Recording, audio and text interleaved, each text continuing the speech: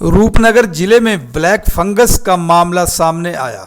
मामले की पुष्टि करते हुए डॉक्टर राजीव अग्रवाल ने बताया कि रूपनगर के सिविल अस्पताल में 23 मई को एक 70 साल का बुजुर्ग सांस लेने में दिक्कत की परेशानी के चलते अस्पताल में भर्ती किया गया था, जिसकी रिपोर्ट कोरोना पॉजिटिव आई थी और इस पेशेंट का इलाज अस्पताल में चल रहा था। बीते 3 दिन पहले मरीज को नाक बंद होने की दिक्कत आई और आंख में थोड़ी सी सूजन भी नजर आई। डॉक्टर ने बताया कि हमने उनके टेस्ट किए और जिसमें उन्हें शक हुआ तो उन्होंने उसे बीते कल पीजीआई रेफ़र कर दिया। पीजीआई चंडीगढ़ में मरीज के सारे टेस्ट किए गए तो उसमें ब्लैक फंगस के बारे में पता चला। ਜਿਹੜਾ ਸਾਡੇ ਕੋਲ ਬਲੈਕ ਫੰਗਸ ਦਾ ਮਿਊਕਰਮਾਈਕੋਸਿਸ ਦਾ ਮੇਨਸ ਕੇਸ ਹੈ, ਉਹ near about 71 years the age ਦੇ ਬਜ਼ੁਰਗ ਹੈ। ਇਜ਼ ਅ ਮੇਲ ਪੇਸ਼ੈਂਟ ਤੇ ਉਹ 22-23 ਤਰੀਕ ਦੇ ਆਸ-ਪਾਸ ਸਾਡੇ ਕੋਲ ਕੋਵਿਡ ਪੋਜ਼ਿਟਿਵ ਕਰਕੇ ਐਡਮਿਟ ਹੋਏ ਸੀ। ਜਦੋਂ ਉਹ ਐਡਮਿਟ ਹੋਏ ਸੀ ਉਹਨਾਂ ਨੂੰ ਸਾਹ ਦੀ ਦਿੱਕਤ ਸੀ ਉਸ ਟਾਈਮ ਕਾਫੀ ਜ਼ਿਆਦਾ। 2-3 ਦਿਨ ਤੋਂ ਸਾਹ ਦੀ ਦਿੱਕਤ ਹੋਣ ਕਰਕੇ ਉਹਨਾਂ ਨੂੰ ਸਿਵਲ ਹਸਪੀਟਲ ਰੋਪੜ ਅਸੀਂ ਐਡਮਿਟ ਕੀਤਾ ਤੇ ਉਹ ਸਾਡੇ ਕੋਲ ਅੰਡਰ ਟ੍ਰੀਟਮੈਂਟ ਸੀ। ਪੇਸ਼ੈਂਟ ਦੀ ਸੈਚੂਰੇਸ਼ਨ ਜਿਹੜੀ ਹੈ ਆਕਸੀਜਨ ਨਾਲ ਪੇਸ਼ੈਂਟ ਚੱਲ ਰਿਹਾ ਸੀ ਤੇ ਉਹ ਮੇਨਟੇਨ ਚੱਲ ਰਹੀ ਸੀ। ਪਰ ਪੇਸ਼ੈਂਟ ਨੂੰ ਤਕਰੀਬਨ 3-4 ਦਿਨ ਪਹਿਲਾਂ ਥੋੜੀ ਬਹੁਤ ਉਹਨਾਂ ਨੇ ਨੇਜ਼ਲ ਕੰਜੈਸ਼ਨ ਦੀ ਮਤਲਬ ਨੱਕ ਬੰਦ ਹੋਣ ਦੀ ਕੰਪਲੇਂਟ ਕੀਤੀ ਤੇ ਉਹਨਾਂ ਦੀ ਖੱਬੀ ਅੱਖ ਉੱਤੇ ਸਵੈਲਿੰਗ ਹੋਣੀ ਸ਼ੁਰੂ ਹੋਈ ਤਕਰੀਬਨ 2-3 ਦਿਨ ਪਹਿਲਾਂ।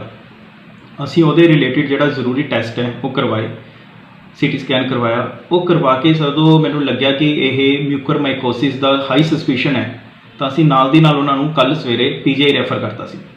ਪੀਜੀਆਈ ਰੈਫਰ ਕਰਨ ਤੋਂ ਬਾਅਦ ਉੱਥੇ ਉਸਦੇ ਟੈਸਟ ਹੋਏ, ਤਕਰੀਬਨ 10-12 ਦਿਨ ਉਹਨੂੰ ਆਲਰੇਡੀ ਹੋ ਚੁੱਕੇ ਸੀ ਐਡਮਿਟ ਨੂੰ। ਤਾਂ ਉਹਨਾਂ ਨੇ ਦੁਬਾਰਾ ਵੀ ਟੈਸਟ ਕੀਤਾ ਕੋਵਿਡ ਦਾ ਟੈਸਟ ਵੀ ਪੀਜੀਆਈ 'ਚ ਉਹਦਾ ਪੋਜ਼ੀਟਿਵ ਆਇਆ ਤੇ ਉਹਦਾ ਨੇਜ਼ਲ ਸਵੈਬ ਵਗੈਰਾ ਹੋਰ ਲਿੱਤਾ ਗਿਆ ਜਿਹੜਾ ਕਿ ਫੰਗਸ ਲਈ ਪੋਜ਼ਿਟਿਵ ਆਇਆ। ਤੇ ਉਸ ਤੋਂ ਬਾਅਦ ਪੀਜੀਆਈ ਉਸ ਨੂੰ ਫਸਟ ਡੋਜ਼ ਜਿਹੜੀ ਜ਼ਰੂਰੀ ਐਂਟੀ ਫੰਗਲ ਟ੍ਰੀਟਮੈਂਟ ਹੁੰਦੀ ਉਹ ਦਿੱਤੀ ਗਈ ਤੇ ਉੱਥੇ ਜਿਹੜੀ ਫੰਗਸ ਹੈ ਉਹਦੀ ਉਹਨਾਂ ਨੇ ਦੱਸਿਆ ਕਿ ਹੋਰ ਟੈਸਟ ਵਗੈਰਾ ਕਰਨ ਤੋਂ ਬਾਅਦ ਵੀ ਥੋੜੀ ਫੈਲੀ ਹੋਈ ਹੈ ਜਿਹੜੀ ਕਿ ਬ੍ਰੇਨ ਤੱਕ ਪਹੁੰਚ ਚੁੱਕੀ ਹੈ, ਜਿਸ ਕਾਰਨ ਉਸ ਪੇਸ਼ੈਂਟ ਦੀ ਅੱਖ ਦੇ ਉੱਤੇ ਅਸਰ ਵੀ ਹੋ ਗਿਆ ਸੀ। ਤੇ ਉਹਨਾਂ ਨੇ ਪੀਜੀਆਈ ਵਾਲਿਆਂ ਨੇ ਕਿਹਾ ਕਿ ਇਹਨਾਂ ਦੀ ਮੇਨ ਜਿਹੜੀ ਪ੍ਰੋਬਲਮ ਹੈ ਉਹ ਕੋਵਿਡ ਕਰਕੇ ਲੰਗਸ ਕਾਫੀ ਜ਼ਿਆਦਾ ਖਰਾਬ ਹੋਏ ਹੋਏ ਆ। ਉਹ ਲੰਗਸ ਖਰਾਬ ਹੋਣ ਕਰਕੇ ਉਹਨਾਂ ਨੇ ਪੇਸ਼ੈਂਟ ਦੇ ਅਟੈਂਡੈਂਟ ਨੂੰ ਦੱਸਿਆ, ਜਿਹਦੇ ਨਾਲ ਮੈਂ ਪੇਸ਼ੈਂਟ ਦੇ ਅਟੈਂਡੈਂਟ ਨਾਲ ਰੈਗੂਲਰ ਤਾਲਮੇਲ ਕਰ ਰਿਹਾ ਸੀ ਤੇ ਉਹਨਾਂ ਨੂੰ ਮੈਂ ਆਪਣਾ ਨੰਬਰ ਦੇ ਕੇ ਭੇਜਿਆ ਸੀ ਵੀ ਜੇ ਉੱਤੇ ਕੋਈ ਵੀ ਦਿੱਕਤ ਆਉਂਦੀ ਹੈ, ਕੋਈ ਵੀ ਚੀਜ਼ ਹੈ ਤਾਂ ਤੁਸੀਂ ਮੇਰੇ ਨਾਲ ਡਿਸਕਸ ਕਰਦੇ ਰਹਿਣਾ। ਤਾਂ ਪੇਸ਼ੈਂਟ ਦੇ ਅਟੈਂਡੈਂਟ ਮੈਨੂੰ ਰੈਗੂਲਰਲੀ ਇਸ ਚੀਜ਼ ਬਾਰੇ ਅਪਡੇਟ ਕਰ ਰਹੇ ਸੀ। ਪੀਜੀਆਈ ਵਾਲਿਆਂ ਨੇ ਉਹਨਾਂ ਨੂੰ ਕਿਹਾ ਕਿ ਇਹਨਾਂ ਦੀ ਲੰਗਸ ਕਾਫੀ ਜ਼ਿਆਦਾ, ਇੱਕ ਤਾਂ ਏਜ ਜ਼ਿਆਦਾ ਹੋਣ ਕਰਕੇ ਲੰਗਸ ਕਾਫੀ ਖਰਾਬ ਹੋਏ ਹੋਏ ਆ ਤੇ ਨਾਲ ਕੋਵਿਡ ਨੇ ਇਨਫੈਕਸ਼ਨ ਕਾਫੀ ਜ਼ਿਆਦਾ ਇਹਨਾਂ ਦੇ ਲੰਗਸ 'ਤੇ ਫੈਲਾਈ ਹੈ। ਦੂਜਾ ਮਿਊਕਰਮਾਈਕੋਸਿਸ ਹੋਈ ਵੀ ਹੈ ਵੀ ਇਹਨਾਂ ਦੀ ਅਰਜੈਂਟ ਸਰਜਰੀ ਕਰਨੀ ਪਊਗੀ, ਬਟ ਸਰਜਰੀ ਲਈ ਬਹੁਤ ਜ਼ਿਆਦਾ ਐਕਸਟੈਂਸਿਵ ਇਹਨਾਂ ਦੇ ਇੱਕ ਤਾਂ ਅੱਖਾਂ ਦਾ ਆਪਰੇਸ਼ਨ, ਦੂਜਾ ਦਿਮਾਗ ਤੱਕ ਮਿਊਕਰਮਾਈਕੋਸਿਸ ਫੈਲਿਆ ਹੋਇਆ ਉਹਦਾ ਆਪਰੇਸ਼ਨ, ਪਲੱਸ ਜਿਹੜੇ ਇੱਕ ਪਾਸੇ ਦੀ ਹੱਡੀ ਦੇ ਵਿੱਚ ਉਹਦਾ ਆਪਰੇਸ਼ਨ ਕਰਨਾ ਪਊਗਾ। ਤਾਂ ਪੇਸ਼ੈਂਟ ਦੇ ਅਟੈਂਡੈਂਟ ਨੇ ਰਿਫਿਊਜ਼ ਕਰਤਾ ਕਿ ਅਸੀਂ ਐਡੀ ਮੇਜਰ ਸਰਜਰੀ ਨਹੀਂ ਕਰਵਾਉਣੀ, ਕਿਉਂਕਿ ਉਹਨਾਂ ਨੂੰ ਵੀ ਇਹ ਸੀਗਾ ਕਿ ਪ੍ਰੋਗਨੋਸਿਸ ਇੰਨੀ ਏਜ ਦੇ ਵਿੱਚ ਇਹਦੀ ਬਹੁਤ ਜ਼ਿਆਦਾ ਚੰਗੀ ਨਹੀਂ ਹੈ। ਤਾਂ ਉਹਨਾਂ ਨੇ ਪੀਜੀਆਈ ਤੋਂ ਛੁੱਟੀ ਕਰਵਾ ਕੇ ਉਹਨਾਂ ਨੇ ਕਿਹਾ ਵੀ ਅਸੀਂ ਘਰ ਲੈ ਜਾਂਦੇ ਹਾਂ, ਪਰ ਮੈਂ ਉਹਨਾਂ ਨੂੰ ਕਿਹਾ ਵੀ ਘਰ ਨਹੀਂ ਲੈ ਕੇ ਜਾਣਾ, ਵੀ ਆਪਾਂ ਜਿੰਨੇ ਹੋ ਸਕਦੇ ਆ ਜੇ ਤੁਸੀਂ ਉੱਥੇ ਤੋਂ ਛੁੱਟੀ ਹੀ ਕਰਵਾਉਣੀ ਹੈ, ਕੋਈ ਆਪਰੇਟ ਉੱਥੇ ਨਹੀਂ ਟ੍ਰੀਟਮੈਂਟ ਕਰਨਾ ਤਾਂ ਤੁਸੀਂ ਰੋਪੜ ਸਿਵਲ ਹਸਪੀਟਲ ਲਿਆਓ। ਤਾਂ ਉਹ ਪੇਸ਼ੈਂਟ ਅੱਜ ਸਵੇਰੇ ਰੋਪੜ ਸਿਵਲ ਹਸਪੀਟਲ ਉਹ ਲੈ ਆਏ ਦੁਪਹਿਰ ਨੂੰ ਤੇ ਅਸੀਂ ਉਹਨਾਂ ਨੂੰ ਐਡਮਿਟ ਕਰਕੇ ਨਾਲ ਦੀ ਨਾਲ ਉਹਨਾਂ ਨੂੰ ਐਂਟੀ ਫੰਗਲ, ਜਦੋਂ ਮੈਨੂੰ ਪੇਸ਼ੈਂਟ ਨੇ ਦੱਸਤਾ ਸੀਗਾ ਕਿ ਅਸੀਂ ਉੱਥੇ ਤੋਂ ਰੋਪੜ ਤੋਂ ਚੱਲਣ ਲੱਗੇ ਹਾਂ, ਅਸੀਂ ਉਸੇ ਟਾਈਮ ਐਂਟੀ ਫੰਗਲ ਜਿਹੜੀ ਮੈਡੀਸਿਨ ਹੈ ਪੋਸਾਕੋਨਾਜ਼ੋਲ ਔਰ ਨਾਲ ਦੀ ਨਾਲ ਸਟੇਟ ਤੋਂ ਪ੍ਰੋਕਿਓਰ ਕਰ ਲਈ। ਪੇਸ਼ੈਂਟ ਦੇ ਆਉਣ ਤੱਕ ਅਸੀਂ ਉਹ ਦਵਾਈ ਵੀ ਮੰਗਾ ਕੇ ਰੱਖ ਲਈ ਤੇ ਆਉਂਦੇ ਹੀ ਉਹਨਾਂ ਨੂੰ ਫਸਟ ਡੋਜ਼ ਉਹਦੀ ਦੇ ਦਿੱਤੀ ਤੇ ਹੁਣ ਪੇਸ਼ੈਂਟ ਸਾਡੇ ਕੋਲ ਟ੍ਰੀਟਮੈਂਟ ਅਧੀਨ ਹੈ ਤੇ ਹੁਣ ਇਸ ਟਾਈਮ ਉਹ ਸਿਵਲ ਹਸਪੀਟਲ ਰੋਪੜ ਦੇ ਆਈਸੋਲੇਸ਼ਨ ਵਾਰਡ ਵਿੱਚ ਅਸੀਂ ਸੈਪਰੇਟ ਰੂਮ ਵਿੱਚ ਰੱਖਿਆ ਹੋਇਆ ਪੇਸ਼ੈਂਟ। ਸਰ ਸਿੰਪਟਮ ਕੀ ਹੈ?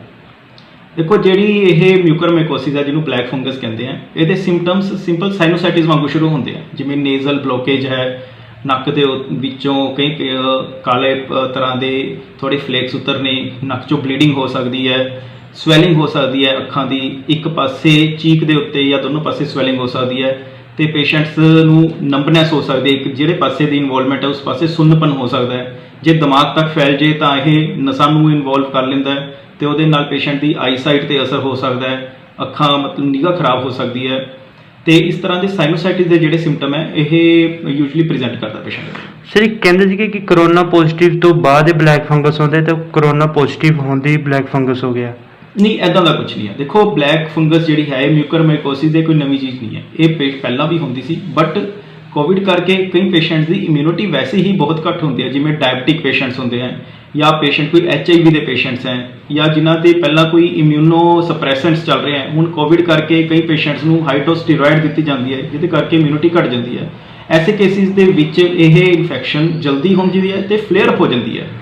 ਸਰ ਜਿਹੜੇ ਘਰੇ ਕੁਆਰੰਟਾਈਨ ਹੁੰਦੇ 17 ਦਿਨ ਲਈ, ਸਰ ਉਹਨਾਂ ਨੂੰ ਵੀ ਬਲੈਕ ਫੰਗਸ ਹੋ ਸਕਦੀ ਹੈ, ਜਿਹੜੇ ਹਸਪੀਟਲ ਆਉਂਦੇ ਜਾਂ ਉਹਨਾਂ ਨੂੰ? ਦੇਖੋ, ਹੋ ਕਿਸੇ ਨੂੰ ਵੀ ਸਕਦੀ ਹੈ, ਬਟ ਜ਼ਿਆਦਾ ਪ੍ਰੋਬੇਬਿਲਿਟੀ ਉਹਨਾਂ ਦੀ ਹੁੰਦੀ ਹੈ ਜਿਹੜੇ ਇਮਿਊਨੋ ਸਪਰੈਸਡ ਹੁੰਦੇ ਆ। ਜਿਹੜੇ ਪੇਸ਼ੈਂਟ ਹੋਮ ਆਈਸੋਲੇਟਿਡ ਹੁੰਦੇ ਆ, ਉਹ ਪੇਸ਼ੈਂਟ ਹੁੰਦੇ ਆ ਜਿਨ੍ਹਾਂ ਨੂੰ ਸਟੇਬਲ ਕੰਡੀਸ਼ਨ ਹੁੰਦੀ ਹੈ, ਮਾਈਲਡ ਕੋਵਿਡ ਡਿਜ਼ੀਜ਼ ਹੁੰਦੀ ਹੈ।